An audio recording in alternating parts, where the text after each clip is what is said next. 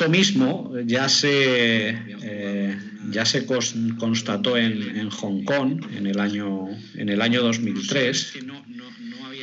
Hubo un caso donde todo un residencial resultó contagiado por conexiones entre varias tuberías. Como os dije antes, no es un contacto por ingesta directa del agua, sino es por contacto agua-aire. Entonces, en este caso parece que había un defecto en algún bote sifónico o en algún sistema que conectaba las aguas residuales con las aguas de suministro, o al menos el aire podía pasar de una a otra. Entonces vemos que estos sistemas en los diseños futuros y en las reformas que podamos abordar tienen que estar totalmente separados. El caso de Hong Kong yo no lo conocía, pero parece ser que en el año 2003 hubo también algunos barrios en confinamiento y bueno, pues de alguna manera ellos aprendieron y esta situación ya en 2020 les ha pillado bastante bien preparados. Yo, por lo que he leído,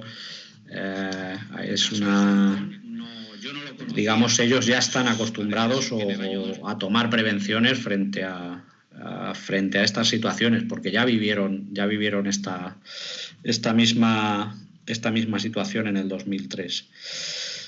El caso es que todas las investigaciones que se han llevado a cabo sobre el contagio de Hong Kong también detectaron fuentes de contagio a través de tuberías y de suministros de agua. Incluso, bueno, habréis visto en la prensa en los últimos días, semanas, que las aguas negras, las aguas fecales, se pueden y se están utilizando como medio para poder detectar el virus. Es decir, el virus en vía fecal permanece y además sobrevive por algún tiempo. Entonces es un método para poder detectar el virus y en qué zonas pudiese haber un brote, ¿no? Hasta aquí un poco ponernos en situación de que las instalaciones y las tuberías también tienen su papel a la hora de prevenir y ejercer esta protección sanitaria que de alguna manera u otra vamos a tener que implementar en los edificios que se diseñen o se reformen a partir de ahora. Otra investigación interesante es la que ha iniciado la Universidad de Purdue en Estados Unidos, y aquí lo que me gusta compartirlo porque encontré una reflexión interesante y es cierto. Es la que tenemos aquí marcada en amarillo, ¿no?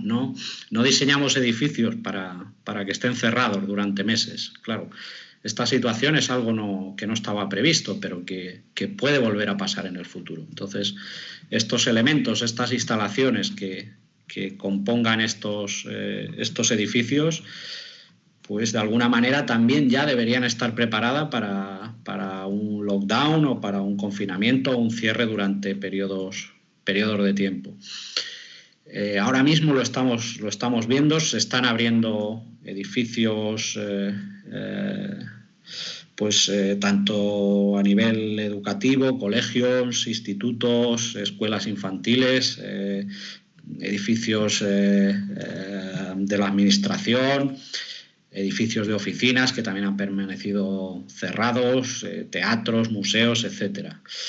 Y este estudio también de esta universidad se hace una pregunta: ¿en qué condiciones de salubridad va a estar el agua y van a estar las instalaciones en estos edificios? Ya no por el coronavirus, sino también por la legionela o por otros depósitos que se puedan haber estancado durante este periodo de inactividad, de no funcionamiento.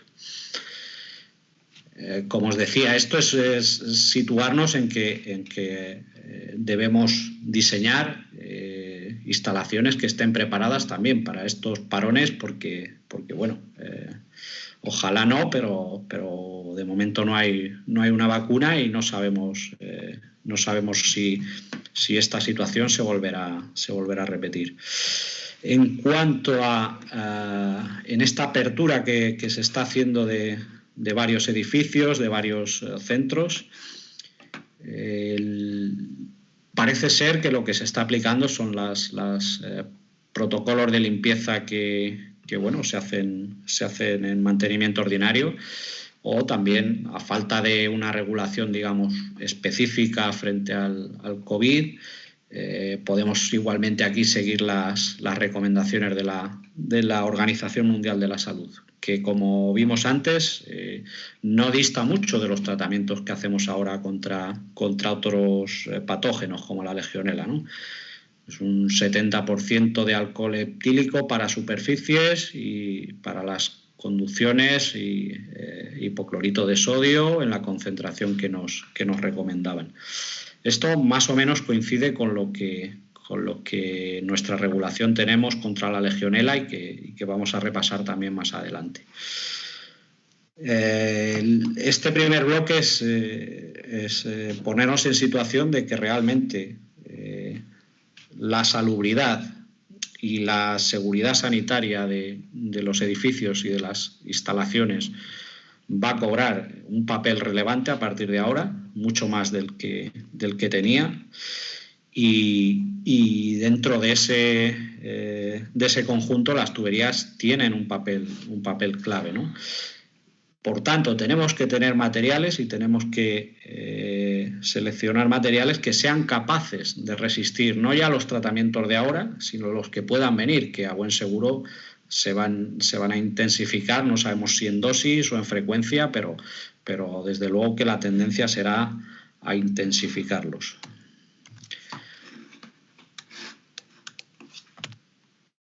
En cuanto a la reglamentación que tenemos ahora mismo en España, en el Código Técnico tenemos el documento básico de salubridad, que en lo que se refiere a instalaciones de fontanería, pues bueno, básicamente nos remite al Real Decreto 865 de 2003, donde tenemos el control y prevención de la legionelosis, pero que en principio, y a falta de otra regulación más específica y siguiendo lo que hemos visto de las recomendaciones de la OMS, puede servir también como tratamiento de desinfección frente al coronavirus, ¿no?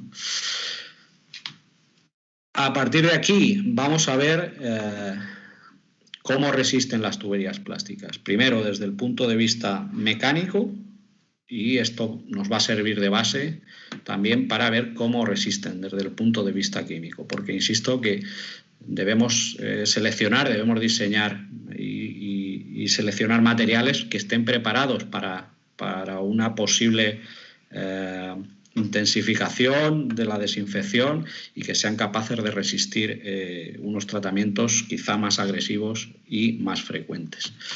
En cuanto a la resistencia metálica, hay varios parámetros, los vamos a ver todos, y luego vamos a ver criterios de selección. Os puede sonar seguramente la presión nominal, la serie, el SDR, que es un parámetro dimensional, las clases de aplicación, las curvas de regresión que nos marcan realmente la resistencia presión-temperatura para un espacio temporal, y la tensión tangencial.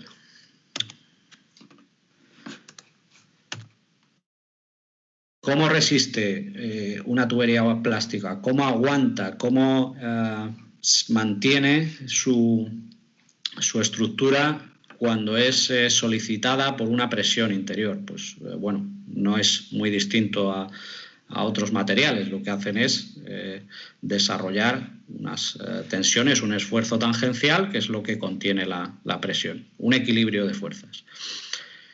Aquí entran en juego varios parámetros, la presión de trabajo, y luego también depende del diámetro exterior y el espesor que tenga la tubería.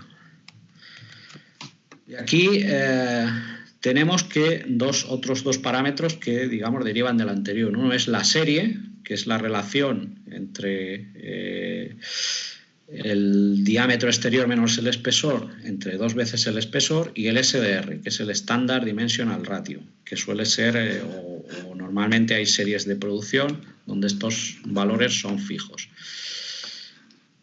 Cuanto mayor es el valor, pues veis que del SDR, por ejemplo, veis que la tubería es de pared más delgada. Y cuanto menor ese valor, pues la tubería tiene más espesor, es más gruesa. Generalmente, ¿qué pasa? Si un material es más resistente, para un diámetro, una tubería necesita menos espesor si ese material es más resistente que si está fabricada o está compuesta de un material menos resistente, pues va a necesitar más espesor para resistir lo mismo que el anterior, ¿no? De ahí se derivan estos parámetros. Otro parámetro, otra característica que a veces se usa en las tuberías plásticas y que realmente viene de las tuberías metálicas, es la presión nominal. En las tuberías metálicas, ¿qué pasa? Que el factor temperatura no afecta, bueno, hasta un determinado límite, claro, pero generalmente toda la resistencia es constante con la temperatura en las tuberías metálicas. Esto en las tuberías plásticas no sucede, es decir, se ven afectadas tanto por la presión como por la temperatura. Pero el concepto de presión nominal se usaba en las tuberías metálicas y en nuestro caso equivale a la resistencia con agua fría, con agua a 20 grados. Por ejemplo, os puedo poner aquí el caso de nuestro multicapa, es un PN28, es decir, prácticamente con agua fría estaría soportando una presión interior de casi 30 kilos, ¿no? Hasta aquí os recuerdo, son parámetros que se usan tanto para fabricación como para normativas, como para diseño, como para otras aplicaciones específicas. Es bueno que sepamos que existen SDR, serie, presión nominal, pero más a modo de que si realmente tenemos que echar mano de ellos, sepamos lo que es, ¿no? A la hora de seleccionar, es decir, si se nos plantea el tener que seleccionar una tubería para una aplicación determinada, pues las tenemos clasificadas por clases. Una clase es la aplicación óptima de una tubería, aunque no exclusiva, o para la que está diseñada, y entendiendo que va a tener una vida útil en esa aplicación de 50 años. Hay tuberías que entran en varias clases, ¿no? Todo esto está detallado en la norma ISO 10508 y además esta norma tiene su transposición local en nuestra normativa también. Aquí tenemos clase 1, tuberías para agua caliente sanitaria hasta 60 grados. Clase 2 tenemos lo mismo, tuberías para ACS, para agua caliente sanitaria, pero en este caso ya hasta 70 grados.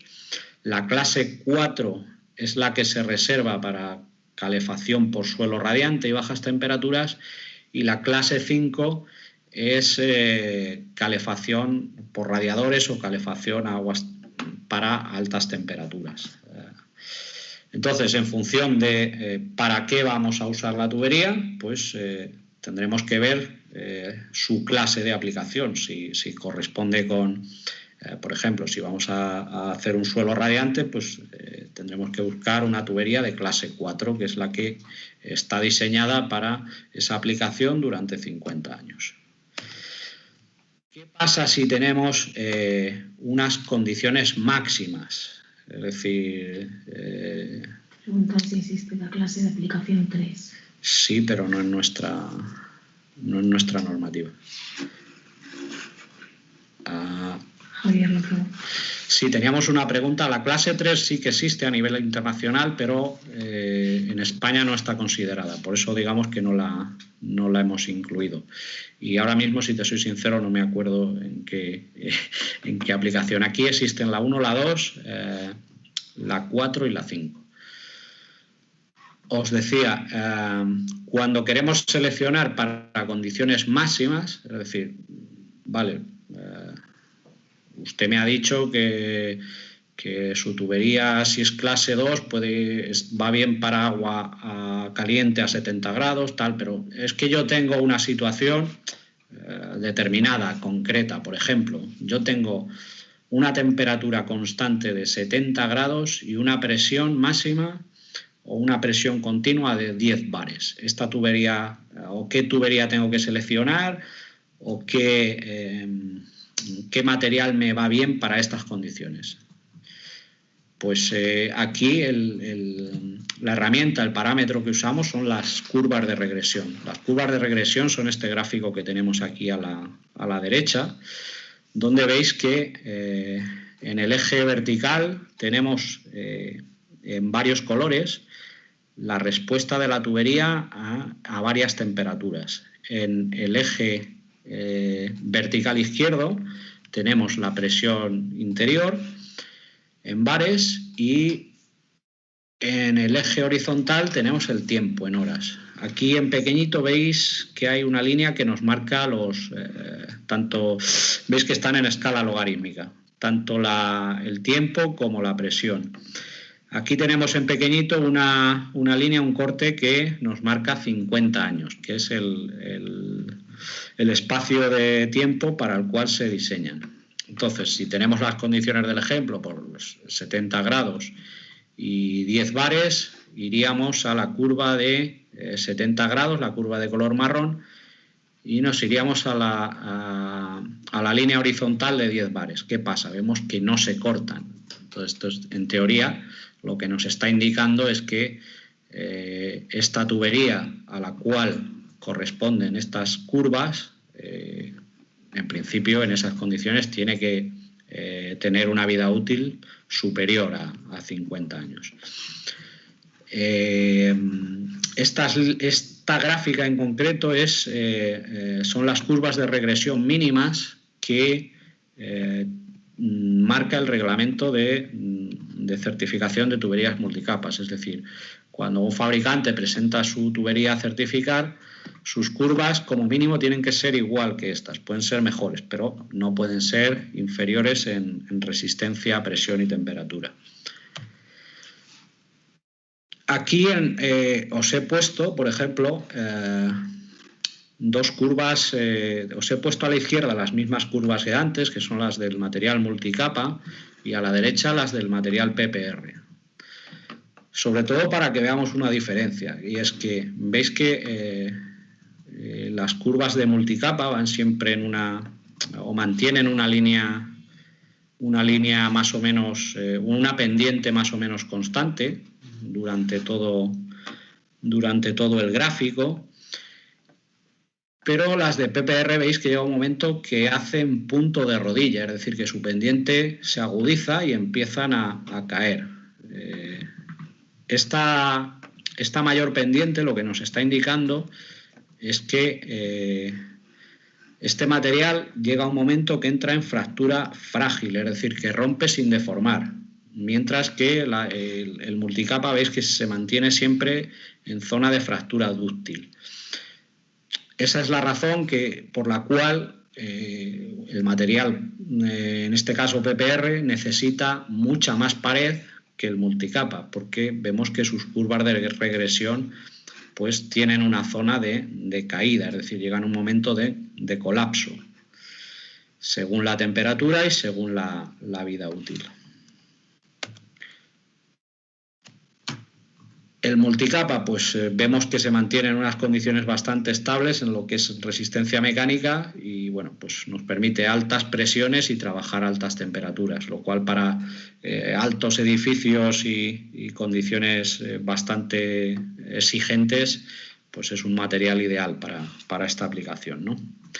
Vamos a pasar ahora a la parte de resistencia química. Aquí un poco os indico el proceso. Aquí me centro sobre todo, nos vamos a centrar sobre todo en el cloro, que es digamos, el desinfectante que ahora mismo es el elemento químico más probable que se va a usar en la mayoría de aplicaciones como, digamos, como potencial peligro o agente de degradación química del material. El proceso es el siguiente, es decir, el cloro ataca a los antioxidantes de... Te pregunta Carlos que si todos los MPL aguantan, están certificados para los 10 bares. Sí, respecto a la pregunta, Carlos, hay multicapas que están o tienen una categoría de presión de 10 bares a 70 grados, pero hay otros que no, que tienen una categoría de presión de 6 bares a 70 grados. Esto sí es importante saberlo porque evidentemente hay una diferencia de resistencia mecánica de uno a otro. Sí, pero hay normalmente las dos categorías, la de 6 bares a 70 grados y la de 10 bares a 70 grados. Esto tiene que estar indicado en el marcaje que va sobre el tubo. Vale, os decía, el proceso de ataque del cloro al material plástico es el que tenemos aquí. Ataca a los antioxidantes. Cuando estos antioxidantes se han consumido, ataca la cadena polimérica. Entonces, cuando ataca la cadena, empieza a producir microgrietas y fisuras. Estos son concentradores de tensiones y esto sabéis lo que es propagación, el fenómeno de propagación de grieta. Aquí lo tenemos un poco más gráfico. Una vez que, si los hay, se agotan los antioxidantes, el cloro ataca al esqueleto del polímero. Empiezan las microfisuras y empiezan fenómenos de oxidación y fenómenos de cloración. Es decir, la cadena se empieza a descomponer, se empieza a romper el plástico, ¿no? ¿Qué pasa si tenemos un material o unas condiciones de fractura frágil? Pues que evidentemente va a reventar inmediatamente. Si está en zona de fractura dúctil, se va a deformar antes y podemos prever el fallo, ¿no? Aquí tenéis algunos ejemplos de tuberías en materiales plásticos que han sufrido degradación por estos tratamientos de desinfección, sobre todo contra la legionela. Pues abajo a la izquierda tenemos un polipropileno. Veis que la foto de la izquierda tiene roturas lineales, fracturas lineales, es decir, en algún punto se ha roto esa cadena polimérica y la grieta se ha propagado. También en la tubería blanca abajo en medio tenéis roturas puntuales por concentración. Es decir, en algunos puntos se ha concentrado mucho el cloro y directamente no ha propagado la grieta, sino que ha reventado en ese mismo punto. Y abajo a la derecha tenemos el polietileno de alta densidad, que es un material mucho menos resistente, y veis que prácticamente se ha craqueado, se ha cuarteado, como solemos decir a veces, por toda la superficie ante un tratamiento de cloración. Vale, ¿cómo podemos evitar esto en la medida de lo posible, o cómo sabemos que una tubería va a resistir, va a ser capaz de soportar un tratamiento químico de cloración en el tiempo, ¿no? Pues aquí no tenemos ninguna clasificación, ninguna norma establecida. Entonces tenemos que fijarnos en las normas de Estados Unidos, en las ASTM F2023, que esta aplica para el PERT, polietileno resistente a temperatura, PEX, polietileno reticulado, y polipropileno. y luego también la F2263, que aplica al polietileno de alta densidad, al polietileno negro o azul o que se usa en otras aplicaciones, digamos, de agua fría, ¿no? La norma ASTM establece una clasificación en base a la resistencia al cloro de la tubería. Si una tubería no está ensayada, pues entraría en la clasificación en la categoría CL0. Si está ensayada, abajo tenéis las condiciones del ensayo, es hipercloración a 4 miligramos litro por debajo de 60 grados en estas condiciones de pH y de potencial redox. Como os decía, si está ensayada al 25% a 60 grados y el 75% a 23, en estas condiciones, pues entraría en la categoría CL1. Si ya, digamos, mitad del ensayo a 60 grados, mitad a 23, ya sería CL3, y si es capaz de superar el ensayo del 100% a 60 grados, pensar que el cloro y la temperatura es un agente, el cloro con temperatura es un agente muy agresivo, no solo para los plásticos, sino en general para cualquier material. Es un agente muy, muy agresivo. Entonces, si es capaz de superar este ensayo, sería clasificada como CL5.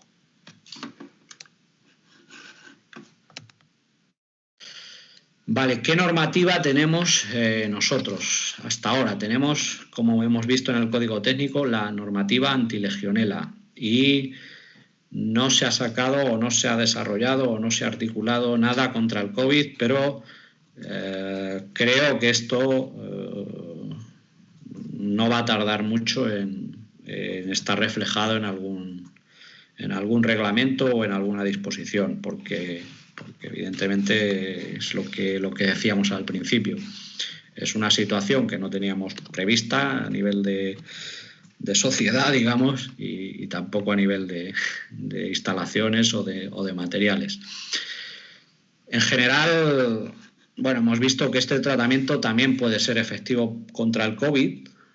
Lo que pasa es que seguramente, no sé si, como decía, se desarrollará alguna normativa, algún tratamiento totalmente específico, pero seguramente que al menos la frecuencia obligatoria de los tratamientos va a subir. Aquí tenemos las alternativas que nos plantea el Real Decreto de desinfección antilegionela. Es la hipercloración intensiva, que a nivel de depósitos una concentración de 20-30 miligramos litro, y a nivel de tuberías entre 1 y 2 miligramos, en temperatura menor de 30 grados y en pH controlado entre 7 y 8 durante 2-3 horas. Esta es una opción, digamos, la opción de mucha concentración, 2-3 horas. Bueno, en el caso de las tuberías es la misma. Hay otra opción que es la hipercloración continua, que veis que bajamos la concentración a nivel de depósito, la misma en tuberías, y también baja temperatura o agua fría este pH, pero ya en este caso estamos hablando de un tratamiento de 12 horas. Y otra opción sería la desinfección térmica. La desinfección térmica, lo que hacemos es subir la temperatura hasta 70 grados durante un tiempo de 2 horas y abrir los terminales, abrir los grifos durante al menos 50 minutos y con una temperatura terminal que son 60 grados. ¿Qué pasa? Que sabemos que a la legionela sí que es efectiva la desinfección térmica, pero contra este virus, o al menos lo que se sabe hasta ahora, es que lo más efectivo es el cloro. Entonces, todo parece indicar que los tratamientos de desinfección y protección irán más por el lado de la cloración que de subir la temperatura. En algunas instalaciones hemos visto que sobre todo en el sector hospitalario, sanitario, el personal de mantenimiento, siempre con buena fe, eso sí, pues dice, vale, hay que hacer cloración o temperatura. Pues si hago las dos cosas, ¡pua!, entonces ya sí que estoy hiperprotegido. Claro, eso el razonamiento es correcto, pero eso, como os dije, el cloro con temperatura es muy agresivo, es una bomba para los materiales. Y por ahí, por ese sumar las dos opciones, han venido muchos problemas. Es decir, esto lo tenemos que tener presente, que los materiales no tienen resistencia infinita y hay que tener cuidado en este aspecto. Os digo, por ejemplo, aquí más también a modo ilustrativo, en Alemania también tienen esta norma para tratamientos desinfectantes, la de DFVG, me parece que se pronuncia, en este caso W557, y ellos veis que, bueno, si nosotros tenemos 3 alternativas, ellos van hasta 5. Incluso una con gas, que no está recomendada para PPR, el ion hipoclorito, Cl2, óxido de manganeso, incluso con agua oxigenada. Y también marcan una limitación para el número de ciclos. Digamos, esto es lo que tenemos entre Estados Unidos, donde sí que lo tienen clasificado y ensayado. Nosotros tenemos un tratamiento de desinfección, pero muy enfocado, muy contra una bacteria específica, contra la legionela, y los alemanes vemos que tienen varias opciones.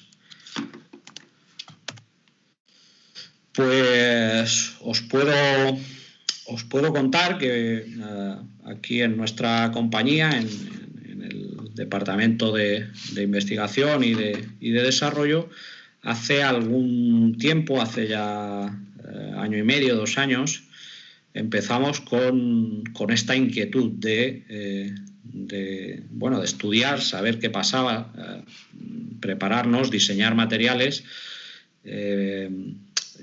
para que realmente pudiesen resistir estos tratamientos, ¿no? Hicimos una prueba, unos ensayos y bueno, la verdad que también ahora con esta situación pues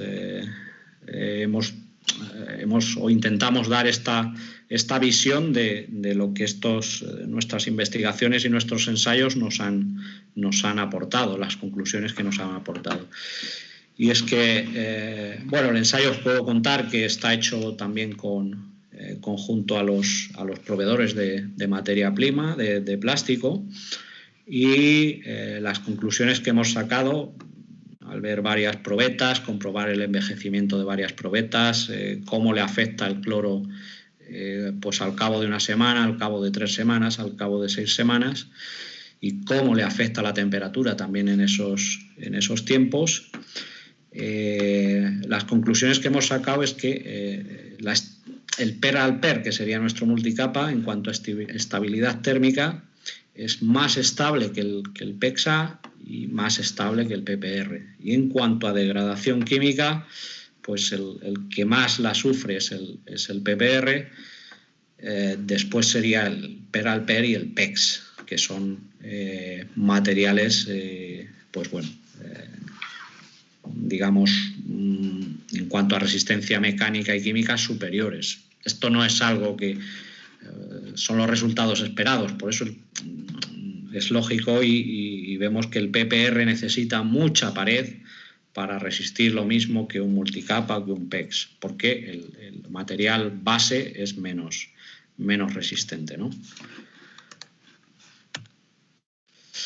Igualmente, pues lo que es la tubería multicapa, en cuanto a ya no, además de la resistencia mecánica y química, tiene un comportamiento, digamos, superior, tanto en lo que es crecimiento de medio de bacterias, es decir, resiste la formación de biocapa mejor que el PEX y mejor que el cobre. Y, bueno, y en este caso, esta gráfica, estamos hablando de cobre nuevo. Si fuera cobre usado, aún se dispara mucho más el crecimiento de bacterias en el cobre.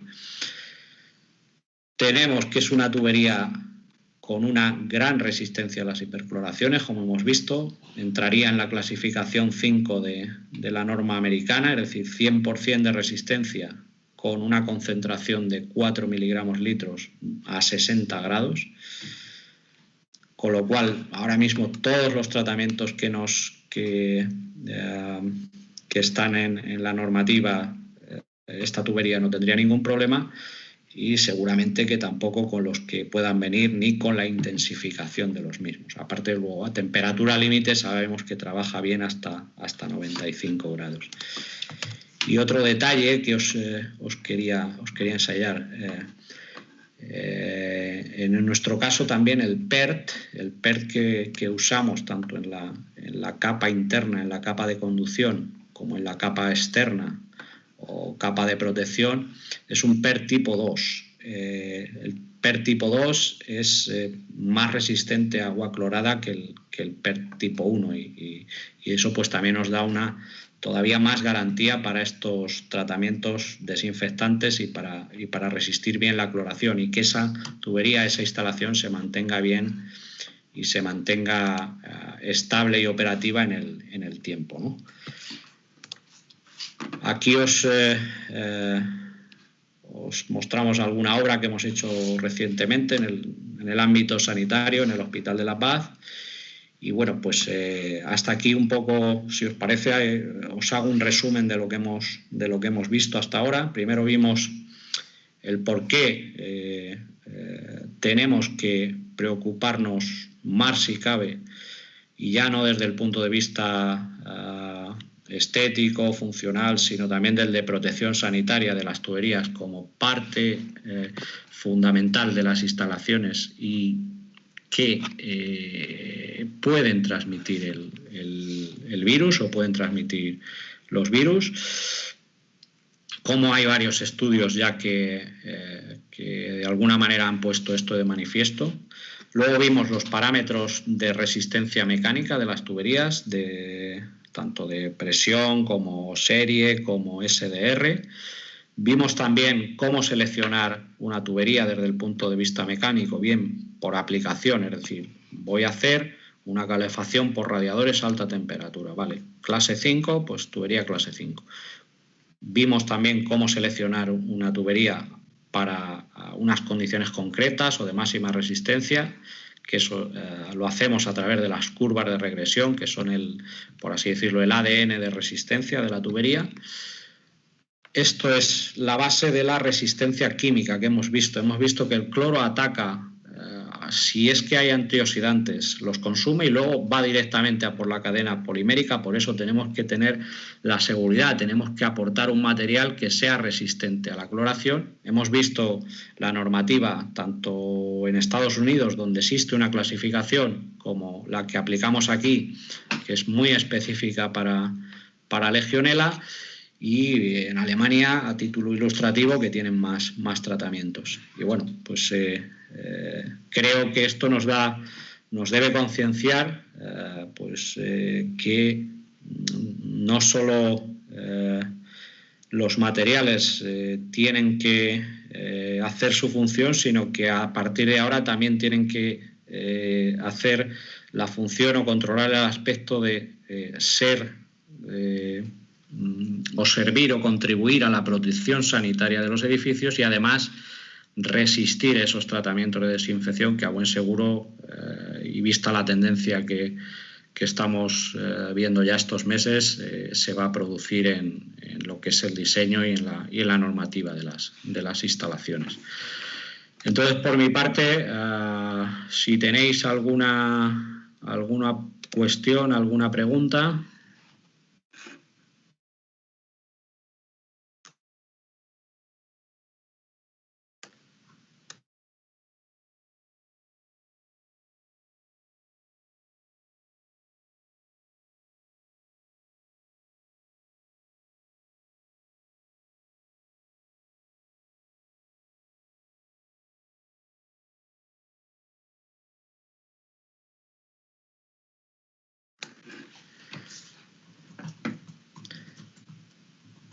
si tenéis, ya os digo, tenéis cualquier debate, cualquier inquietud, y puesto que, bueno, hemos ido bien de tiempo, hemos ido en hora, también era un poco... ¿Qué tipo de tubería es mejor, el PEX o el PERT? Pregunta aquí Alberto. A ver, en principio, tanto el... ¿Me escucháis? Sí, ¿no? En principio, tanto el PEX como el multicapa son tuberías clase 5. Vemos que son tuberías con una pared delgada y con esa pared son capaces de soportar hasta 95 grados. El PEX es un material que es un modificado del polietileno base con una estructura reticulada, y esto nos aporta resistencia térmica y resistencia mecánica. Y igualmente el multicapa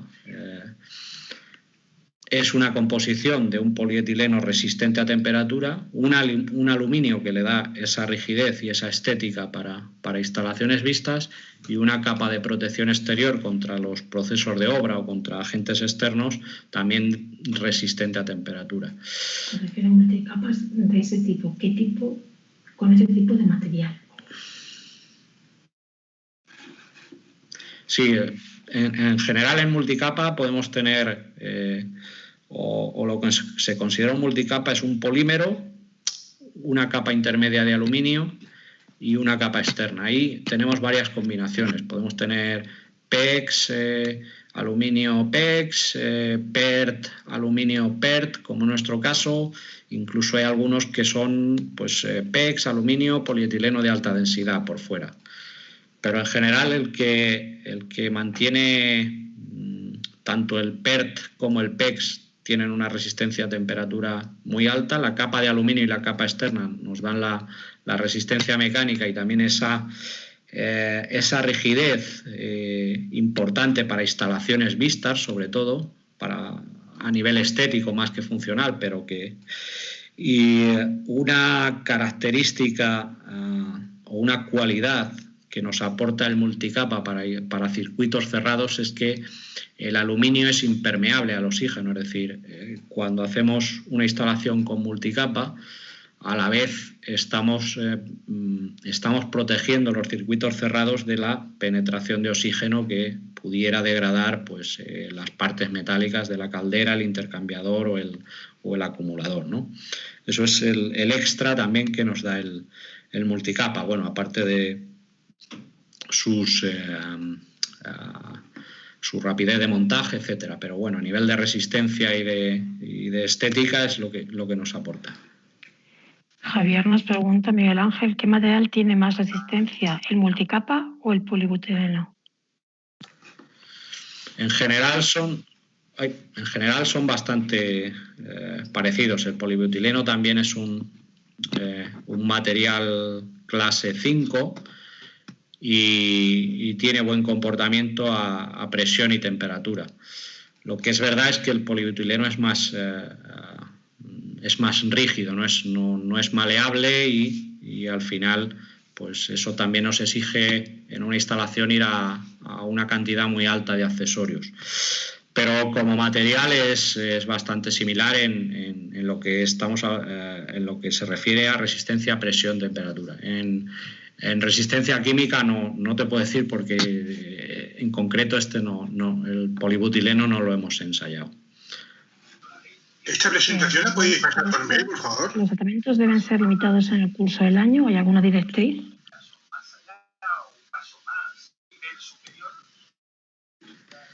Sí, en cuanto a los tratamientos, si no recuerdo mal, lo que nos marca el Real Decreto de Legionela ahora mismo creo que es una vez al año, en condiciones normales. Pero si se detecta un brote de Legionela, cambian las condiciones estándar que hemos visto por una cloración más intensiva, y la frecuencia no me acuerdo, pero ahora mismo lo normal, es decir, una instalación que no haya tenido problemas y que el mantenimiento es una vez al año. Luego hay otras que son más específicas, que su frecuencia es mayor, pero esto, como os decía, esto en breve se va a intensificar, y además no se va a ceñir solamente a la legionela, sino que evidentemente va a tener en cuestión otros, o en consideración otros parámetros. Jaume ha levantado la mano. ¿Nos quieres preguntar algo, Jaume?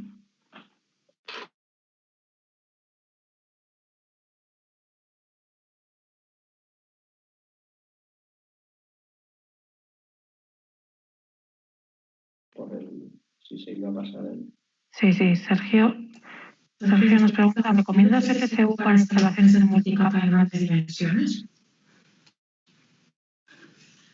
Sí, absolutamente, porque al final el PPSU lo que estamos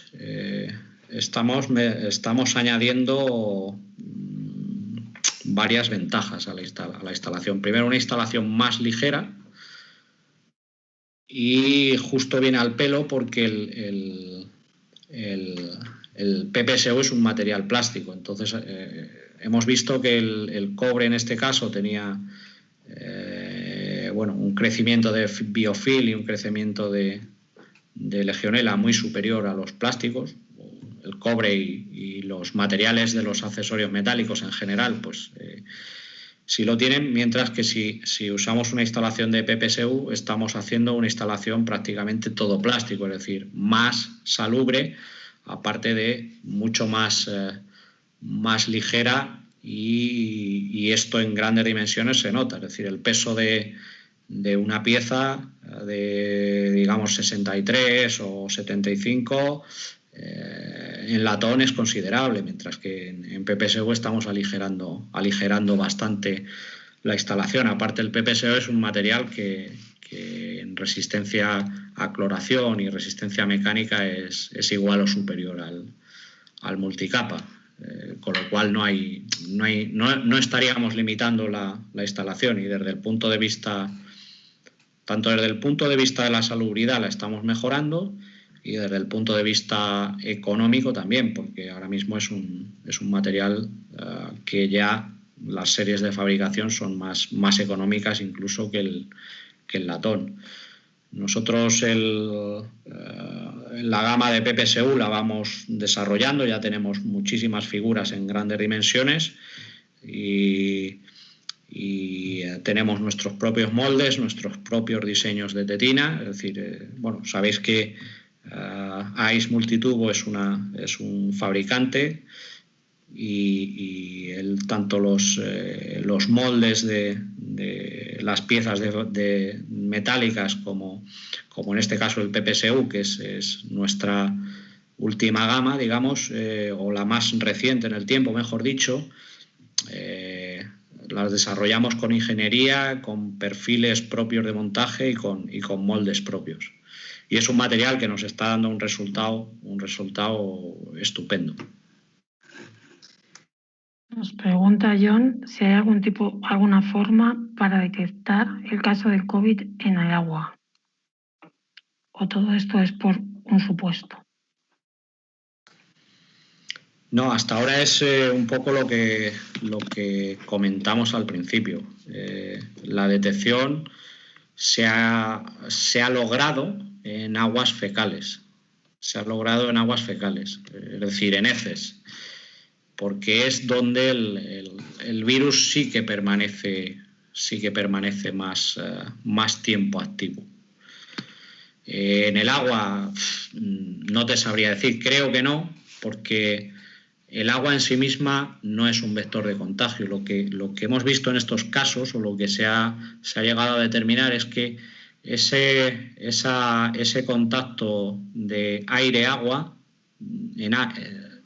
es el vector de contacto ha sido el aire, pero ese aire venía de un agua contaminada. Lo que pasa es que yo, por lo que he leído y lo que me he documentado, en agua o bien el virus no tiene un tiempo de actividad o de vida, digamos, muy largo, pero sí que lo tiene en elementos biológicos que puedan ir en ese agua, como en este caso las heces. Y el agua hasta ahora no es un vector de contaminación, salvo que tengamos ese contacto aire-agua en un espacio cerrado, en esa conexión de tuberías que vimos que se había producido en el caso de Hong Kong. Pero que yo sepa, el agua en sí misma no, pero claro, tenemos que pensar que una tubería es un recinto y no está 100% toda la sección llena de agua, también hay una parte que es aire, ¿no? Y ahí es donde sí que podría estar, o digamos, siempre que haya algún elemento biológico, parece ser, es donde el virus sí tiene primero opciones de estar presente y luego opciones de contagiar. Pero el agua en sí misma o la ingesta de agua no, es digamos el aire, ese aire que haya estado en contacto con un agua contaminada.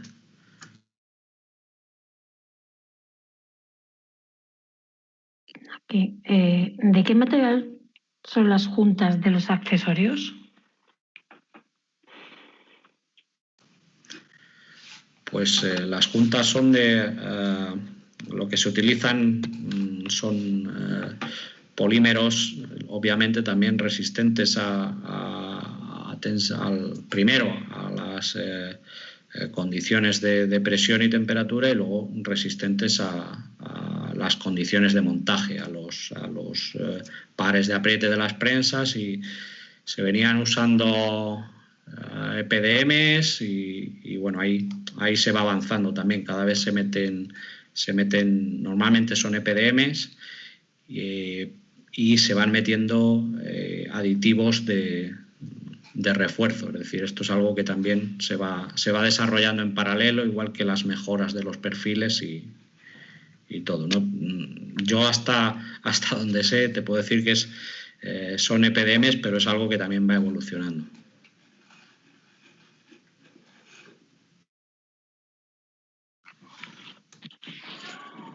Bueno, si no tenéis más preguntas, yo os voy a pasar a todos desde nuestro correo, tanto el contacto de Miguel como el mío lo tenéis muchos, que os he pasado todos el enlace. Agradeceros vuestro tiempo esta tarde y bueno, y os agradecemos el tiempo que habéis estado y os convocaremos a otras próximas reuniones que tengamos, otros webinars que puedan ser de vuestro interés y muchas gracias a todos y a Miguel Ángel. Gracias a ti, Gemma, y bueno, y a todos los participantes. Esperamos que hayamos aprendido algo y que bueno, podamos aportar también nuestro grano de arena desde nuestra faceta profesional, en este caso, pues para evitar que esta situación se vuelva a producir, ¿no? Muchas gracias y que paséis buena tarde.